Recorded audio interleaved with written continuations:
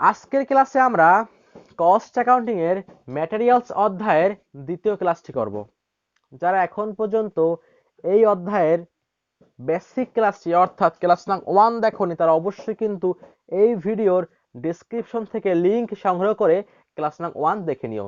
কারণ ক্লাস নং 1 আমি বলেছিলাম এই অধ্যায়ের আবশ্যকতা সম্পর্কে, এই অধ্যায়টি কোন কোন ক্ষেত্রে প্রয়োজন এবং এই অধ্যায় হতে পরীক্ষায় কোন ধরনের প্রশ্নাবলী হতে পারে এবং উক্ত প্রশ্নের সমাধান করার নিয়ম সম্পর্কে। দেখো, আমি সেখানে প্রথমে বলেছিলাম যে একটা প্রতিষ্ঠান যখন পণ্য উৎপাদন করবে তখন তার প্রথমত আবশ্যক হচ্ছে কাঁচামাল বা ম্যাটেরিয়ালস। এখন সেই কাঁচামাল সে প্রথমে কিনে আনবে অন্য কোনো প্রতিষ্ঠান থেকে। এখন প্রশ্ন হচ্ছে যে সে প্রতিবারে কতটা কাঁচামাল কিনে আনবে। দেখো, আমি সেখানে বলেছিলাম অর্থাৎ ক্লাস নং 1 আমি বলেছিলাম যে যদি সে ধরো এক বছরে তার মোট কাঁচামাল দরকার 3000 ইউনিট। এখন যদি সে সেই কাঁচামালটি একবারে ক্রয় করে আনে তবে কিন্তু তার একবারই হবে অর্ডার কস্ট বা প্লেসমেন্ট কস্ট, অর্থাৎ ওই পণ্যটি কিনে আনতে যে খরচটি হয়। যদি সে একবারই সারা বছরের কাঁচামালটি ক্রয় করে আনে তবে কিন্তু তার একবারই হবে সেই অর্ডার কস্ট বা প্লেসমেন্ট কস্ট। কিন্তু ওই কাঁচামালটি সে তো একবারে ব্যবহার করবে না, সে সারা বছর ধরে ওই কাঁচামালটি ব্যবহার করবে। তো সেহেতু ওই কাঁচামালটিকে তাকে তার স্টোরে রাখতে হবে। এখন যদি সে সবটুকু কাঁচামাল একবারে ক্রয় করে আনে তবে কিন্তু তার স্টোরের অনেক জায়গায় দরকার হবে এবং যার ফলে তার গুদামের খরচটি বৃদ্ধি পাবে। আর যদি সে কম করে কাঁচামাল ক্রয় করে আনে, হয়তোবা সে প্রথমে ক্রয় করলো 1000, তারপরে আবার ক্রয় করলো 1000, তারপর সে আবার ক্রয় করে আনলো 1000, তবে কিন্তু তার শুধুমাত্র প্রতিবারে 1000 কাঁচামালকে গুদামে রাখতে হবে, যার ফলে তার কাঁচামালের স্টোরিং খরচটি কম হবে। কিন্তু যেহেতু তাকে 3বার যেতে হবে কাঁচামালটিকে ক্রয় করতে, সেহেতু তার প্লেসমেন্ট কস্ট বা অর্ডার কস্ট বৃদ্ধি পাবে। তো এই জন্য আমার একটি ইকুয়েশন দরকার হবে, যার ফলে আমি দেখব যে আমার প্রতিষ্ঠানটি এক্স্যাক্টলি প্রতিবারে কতটা কাঁচামাল ক্রয় করে আনলে সব থেকে খরচ কম হবে। আমি কিন্তু এক্ষেত্রে আরো বলেছিলাম যে কাঁচামালের যে দাম, আমি যে দামে কাঁচামালটি ক্রয় করব সেখানে কিন্তু কোনো প্রকার তফাৎ হবে না, শুধুমাত্র অর্ডার কস্ট আর স্টোরিং কস্ট এখানেই তফাৎ হবে। তো দেখো বন্ধুরা, এইখানে আমি একটি অঙ্ক পড়তেছি যেখানে প্রশ্নপত্র বলা আছে XYZ manufacturing company requires 2700 units of basic raw materials per annum. অর্থাৎ XYZ নামক একটি উৎপাদনকারী প্রতিষ্ঠান যাদের প্রতি বছরে কাঁচামাল দরকার হয় 2700 ইউনিট। এখন দেখো বন্ধুরা, এটি হচ্ছে তার এক্স্যাক্টলি কতটা কাঁচামাল দরকার হয়, সে সারা বছর ধরে কতটা কাঁচামাল দ্বারা পণ্য উৎপাদন করে, তার বার্ষিক ব্যবহার অর্থাৎ অ্যানুয়াল রিকোয়ারমেন্ট, তার বার্ষিক চাহিদা কত আছে। অথবা তুমি বলতে পারো ইউ অর্থাৎ ইউজেস, বার্ষিক ব্যবহারের পরিমাণ। দেখো, এবারে বলা আছে the cost relating to the placing of order and receiving of material is টাকা 150 পার অর্ডার। অর্থাৎ এই কাঁচামালগুলি ক্রয় করে আনতে বা এই কাঁচামালগুলির ফরমায়েশ প্রদান করতে তার প্রতিবারে ব্যয় হয় 150 টাকা, যাকে আমরা বলেছিলাম অর্ডার কস্ট বা ওসি বা প্লেসমেন্ট কস্ট বা পিসি। এবারে হচ্ছে the cost of carrying 1 unit of the raw materials for 1 year is টাকা 9। অর্থাৎ তার স্টোরে, তার গুদামে 1 ইউনিট পণ্য 1 বছর রাখতে খরচ হয় 9 টাকা, যাকে আমরা বলবো স্টোরিং কস্ট অথবা বলবো সিসি ক্যারিং কস্ট, বহন খরচ।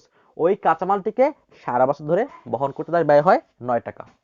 এখন আমাকে দেখতে হবে যে ইকোনমিক অর্ডার কোয়ান্টিটি, অর্থাৎ সে প্রতিবারে কতটা করে কাঁচামাল ক্রয় করলে তার ব্যয় সবথেকে কম হবে।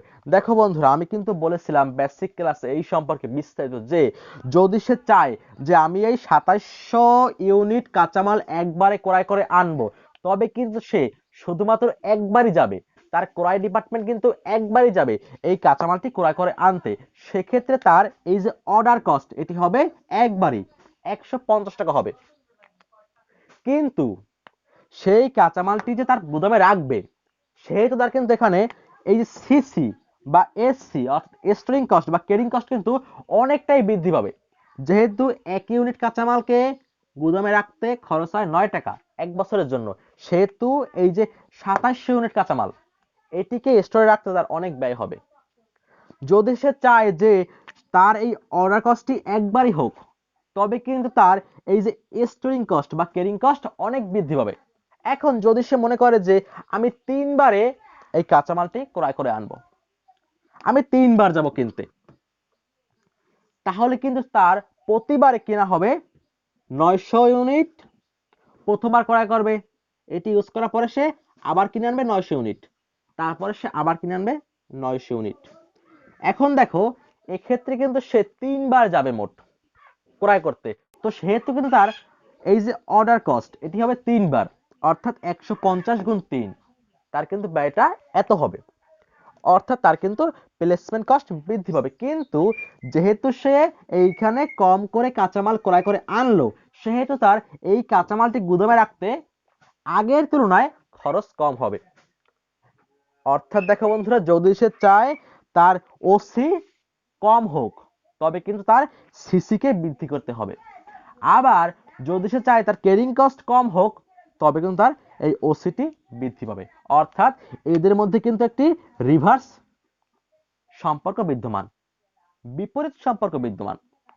তো দেখো বন্ধুরা, আমরা এখন দেখব যে এক্স্যাক্টলি কতটা কাঁচামাল সে প্রতিবারে ক্রয় করলে তার সব থেকে কম ব্যয় হবে।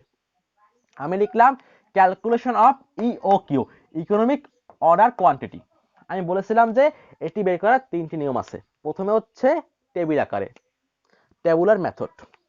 এখান থেকে তৈরি হবে একটি সূত্র, যাকে আমরা বলবো ম্যাথমেটিক্যাল মেথড। আর সেখান থেকে বের করা যায় একটি গ্রাফ, যেটি গ্রাফিক্যাল মেথড। তো দেখো ম্যাক্সিমাম টাইম প্রশ্নে আসে টেবুলার আর হচ্ছে ম্যাথমেটিক্যাল মেথড। এখন দেখো আমি প্রথমেই দেখব যে আমি একবারে কতটা করে পণ্য ক্রয় করে আনতে পারি। দেখো, তাই আমি লিখলাম number of units per order. আমার প্রতি অর্ডারে আমি কতগুলি কাঁচামাল ক্রয় করতে বলবো বা ক্রয় করার জন্য ফরমায়েশ প্রদান করব। দেখো আমি কিন্তু চাইলে একবারেই এই সব কাঁচামালটিকে ক্রয় করে আনতে পারি, অর্থাৎ আমি কিন্তু একবারেই এই 2700 ইউনিট কাঁচামাল ক্রয় করে আনতে পারি। সেক্ষেত্রে আমার কিন্তু একটি মাত্র হবে অর্ডার। আর যদি আমার অর্ডার একটি হয়, তবে কিন্তু আমার এই যে ওসি এটি কিন্তু একবারই হবে, হবে শুধুমাত্র 150 টাকা। দেখো যদি আমি চাই যে না আমি 2বারে ক্রয় করব, তবে কিন্তু আমার এখানে প্রতিবারে কাঁচামাল ক্রয় করতে হবে 1350 ইউনিট করে। সেক্ষেত্রে আমার কিন্তু 2বার যেতে হবে, বা আমার 2বার কিন্তু হবে এই যে ওসি বা অর্ডার কস্ট হবে 2বার। আর সেক্ষেত্রে কিন্তু আমার এই ব্যয়টি হবে মোট 2 × 150। যদি একবারে হয় 150, তাহলে 2বার কত হবে 300 টাকা। দেখো যদি আমি মনে করি যে আমি 3বারে ক্রয় করব, তবে কিন্তু আমার এখানে চলে আসবে 900 ইউনিট করে। আর দেখো বন্ধুরা 900 ইউনিট, যার ফলে আমাকে 3বার করতে হবে অর্ডার কস্ট। তাহলে আমার মোট ব্যয় কত হবে 150 × 3, 450 টাকা। যদি আমি মনে করি যে আমি 4বারে ক্রয় করব, তবে আমার প্রতিবারে কত আসে 675 করে।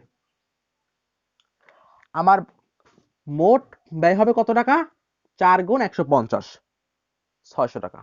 যদি সে মনে করে যে, অর্থাৎ যদি এই কোম্পানি মনে করে সে 5বারে ক্রয় করে আনবে ভাগ ভাগ করে, তবে তার প্রতিবারে ক্রয় করতে হবে 540 ইউনিট করে।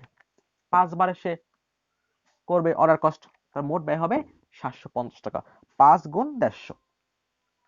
এবারে যদি সে মনে করে সে 6বারে করবে, তাহলে কত হবে 450 করে, অর্থাৎ 2700/6 চলে আসে 450, 6 × 150 চলে আসে 900 টাকা। যদি সে মনে করে আমি 7বারে ক্রয় করে আনবো, তাহলে 2700/7 চলে আসে 386 টাকা। 7 × 150 চলে আসে 1050 টাকা। যদি সে মনে করে আমি 8বারে কিনবো, 2700/8 চলে আসে 338 টাকা। 8 বার তার করতে হবে অর্ডার কস্ট। যদি একবারে হয় 150 টাকা ব্যয়, তবে 8 বারে তার কত টাকা ব্যয় হবে? 8 গুণ 150, 1200 টাকা। এবারে যদি সে মনে করে আমি 9 বার যাব কিনতে এই কাঁচামালটিকে সারা বছর ব্যাপী, তবে তার মোট ব্যয় কত হবে? 9 গুণ 150, 1350 টাকা। আর সে প্রতিবারে ক্রয় করবে 2700 ভাগ 9, 300 করে। সে প্রথম ক্রয় করলো 300 ইউনিট কাঁচামাল, তারপরে সে আবার ওইটা ব্যবহার করার পরে কিনে আনলো 300 ইউনিট কাঁচামাল। এমন যদি সে মনে করে না, আমি এক বছরে মোট 10 বার যাব এই কাঁচামালটি কিনতে, তবে তার প্রতিবারে কিনতে হবে 270 ইউনিট কাঁচামাল করে। তাহলে তার মোট ব্যয় হবে, এই যে টোটাল অর্ডারিং কস্ট হবে 10 গুণ 150, 1500 টাকা। দেখো বন্ধুরা, আমরা এখানে দেখতে পেলাম যে সে যতটা কম করে কাঁচামাল ক্রয় করে আনবে, ততই কিন্তু তার ওসি বা পিসি বৃদ্ধি পাবে। অর্থাৎ যদি সে একবারে সবটা কাঁচামাল ক্রয় করে আনে, তবে কিন্তু তার এই যে অর্ডার কস্ট কম হবে। কিন্তু যদি সে অনেকবারে বহুবারে সে ক্রয় করে আনে, তবে কিন্তু তার এই যে অর্ডার কস্ট এটি কিন্তু অনেকটাই বৃদ্ধি পাবে। এখন আমরা দেখব অন্য কস্টটি, স্টোরিং কস্ট বা ক্যারিং কস্ট। দেখো, এইখানে একটা বিষয় আছে, সে যে এই কাঁচামালটিকে রাখবে সারা বছর ব্যাপী। ধরো তুমি কাঁচামাল কিনে আনলা 100 ইউনিট, আজকে তোমার গুদামে আজকে কাঁচামাল আছে 100 ইউনিট। এখন কাল কিন্তু তোমার এখানে 100 ইউনিট পণ্য থাকবে না, হয়তো থাকবে 80 ইউনিট। তারপর দিন তোমার থাকবে 60 ইউনিট, তারপর তোমার থাকবে 40 ইউনিট। অর্থাৎ প্রতিনিয়ত কিন্তু তোমার কাঁচামাল কমবে গুদাম থেকে। তো সেহেতু আমরা কিন্তু এই সম্পূর্ণ কাঁচামালের জন্য স্টোরিং কস্ট দেখব না। যেহেতু আমার প্রতিনিয়ত কাঁচামাল কমতেছে, সেহেতু আমি দেখব যে আমার এভারেজ কতটা আছে কাঁচামাল। আর এভারেজ বের করার নিয়ম হচ্ছে ভাগ দেয়া 2 দ্বারা। তো দেখো বন্ধুরা, আমি এখানে বের করব এভারেজ ইনভেন্টরি, আমার গড় কাঁচামাল কতটা আছে, অর্থাৎ এভারেজে আমাকে কতটা কাঁচামাল রাখতে হয় গুদামে। এভারেজ ইনভেন্টরি ইউনিটস, দেখো 2700 ভাগ 2। যদি আমি একবারে কাঁচামাল ক্রয় করে আনি, তবে আমাকে মোট কাঁচামাল কিনতে হবে 2700। সেক্ষেত্রে আমাকে গুদামে রাখতে হবে কাঁচামাল 1350 ইউনিট। যদি আমি কিনে আনি 1350 ইউনিট কাঁচামাল একবারে, তবে আমাকে রাখতে হবে এভারেজে 675 ইউনিট ভাগ 2। যদি আমি 900 ইউনিট কাঁচামাল ক্রয় করে আনি একবারে, তবে আমাকে রাখতে হবে এভারেজে 450 ইউনিটস। যদি আমি 675 ইউনিট কাঁচামাল কিনে আনি একবারে, সেক্ষেত্রে আমার এভারেজ হবে 338 ভাগ 2, 540 ভাগ 2, 450 ভাগ 2, 386 ভাগ 2, 338 ভাগ 2, 300 ভাগ 2, 270 ভাগ 2।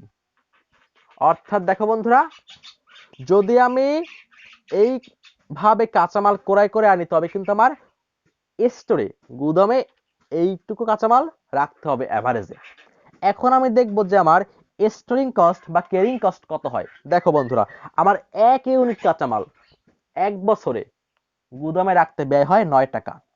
আমার এখানে যদি আমি কিনে আনি একবারে সবটা কাঁচামাল, তবে আমাকে দেখতে হবে এভারেজ কত হয়েছে। এভারেজ হয়েছে 1350 ইউনিট। যদি 1 ইউনিট কাঁচামাল রাখতে গুদামে খরচ হয় 9 টাকা, তবে আমার 1350 ইউনিট রাখতে কত টাকা ব্যয় হবে? 1350 গুণ 9, 12150। 675 গুণ 9, 6075। 450 গুণ 9, 4050। 338 গুণ 9, 3042। 270 গুণ 9, 2430। 225 গুণ 9, 2025। 193 গুণ 9, 1737। 169 গুণ 9, 1521। 150 গুণ 9, 1350। 135 গুণ 9, 1215। অর্থাৎ দেখো বন্ধুরা, তার এইখানে ব্যয় হবে মোট, ওসি হবে বা হবে অর্ডারিং কস্ট এইগুলি, আর তার মোট ক্যারিং কস্ট হবে এইগুলি। এখানে ব্যয় আছে মোট 2টি। তো আমি দেখি আমার মোট ব্যয় কত হয়। 150 যোগ 12,150 চলে আসে 12,300। মোট ব্যয় 300 যোগ 6,075 চলে আসে 6,375। 450 যোগ 4,050 4,500। 600 যোগ 3,042 3,642। 750 যোগ 2,000 430 3,180। 900 যোগ 2,025 2,925। 1,050 যোগ 1,737 2,787। 1,200 যোগ 1,521 2,721। 1,350 যোগ 1,350 2,700। 1,500 যোগ 1,215 2,715। এখন দেখো বন্ধুরা, এইখানে সব থেকে কম খরচ কখন হবে? দেখো বন্ধুরা, এইখানে কিন্তু এই যে 2,700 টাকা, এটি কিন্তু সব থেকে কম খরচ, কারণ এরপরে কিন্তু আমার ব্যয়টি আরো বৃদ্ধি পাবে। এর পূর্বেও কিন্তু বেশি আছে, এর পরেও কিন্তু বেশি হবে। শুধুমাত্র এই ফিগারটায় আমার সব থেকে কম খরচ হবে। কারণ দেখো বন্ধুরা, আমি বলেছিলাম যে এই যে ওসি আর এই যে সিসি, অর্ডার কস্ট আর ক্যারিং কস্ট, এদের মধ্যে কিন্তু একটি বিপরীত সম্পর্ক বিদ্যমান। অর্থাৎ যদি আমি চাই আমার অর্ডারিং কস্ট কম হোক, তবে কিন্তু আমার এই যে ক্যারিং কস্ট এটি বৃদ্ধি পাবে। আর যদি আমি মনে করি যে আমার ক্যারিং কস্ট কম হোক, সেহেতু আমি কম পণ্য ক্রয় করে আনবো, সেহেতু কিন্তু আমার এখানে অর্ডারিং কস্ট বেশি হবে, কারণ আমাকে বেশিবার যেতে হবে কাঁচামাল ক্রয় করতে। তো দেখো বন্ধুরা, শুধুমাত্র এই ক্ষেত্রে দেখো একটা বিষয়, এই ক্ষেত্রে কিন্তু আমার এই যে অর্ডারিং কস্ট আর আমার ক্যারিং কস্ট উভয় কিন্তু সমান হয়েছে।